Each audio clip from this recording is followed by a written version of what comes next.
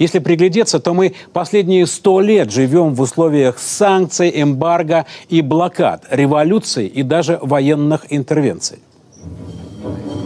От спонсирования госпереворота в России в ходе Первой мировой до вооруженного вторжения к нам с запада, юга, севера и востока войск 14 иностранных государств в ходе гражданской войны после Ленинской революции отбились. Но уже в 1925 году Советской России объявили золотую блокаду, то есть торговлю заморозили тем, что в счет оплаты западного оборудования перестали принимать деньги, даже советские золотые червонцы, то есть золото. Те монеты в народе называли сеяти. Расплачиваться за границей можно было лишь натуральным продуктом – нефть, зерно и лес. В 1930-м перестали принимать нефть и лес. Брали только зерно. Так что в голоде начала 30-х есть и западный вклад. В 1932-м США вообще ввели полный запрет на торговлю с СССР. Не прошло и 10 лет, как на нас вероломно напали немецко-фашистские захватчики. Началась острая фаза битвы за право на существование – Великая Отечественная. После победы тут же холодная война и железный занавес. В 1949-м американцы создают так называемый Координационный комитет по экспортному контролю в СССР, сокращенно КОКОМ. Там 17 стран Запада. Цель – не поставлять в СССР высокие технологии для создания, как это формулировалось, контролируемого технологического отставания Советского Союза. Что это, как не стопроцентные санкции?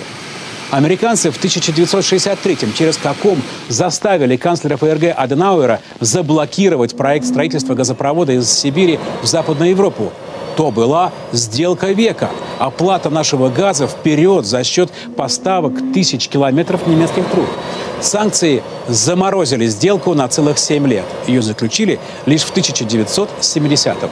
Потом были ограничения по кредитам, бойкот Олимпиады в Москве, операции по снижению мировых цен в середине 80-х.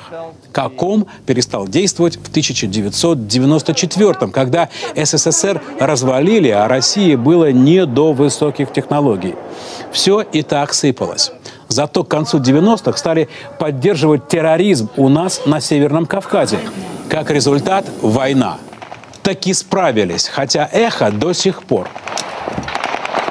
Параллельно оставалась поправка Джексона-Веника, дискриминационный в отношении нашей страны американский закон 1974 года, по которому еще и советский экспорт в США облагался пошлинами в 10 раз выше обычных.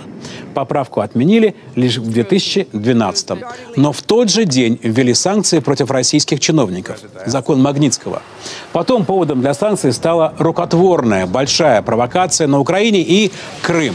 Теперь вот Обама на этой неделе опять что-то подписал про расширение санкций против России. Пытается ввести экономическую блокаду Крыма. Будет мстить компаниям и людям, созидающим в Крыму.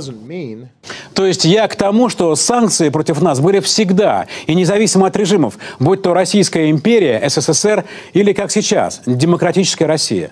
Были, есть и будут. Ничего другого ожидать не следует. Чего хотят от нас? А того же, что хотели Наполеон или Гитлер. Ничего нового, разве что технологии другие.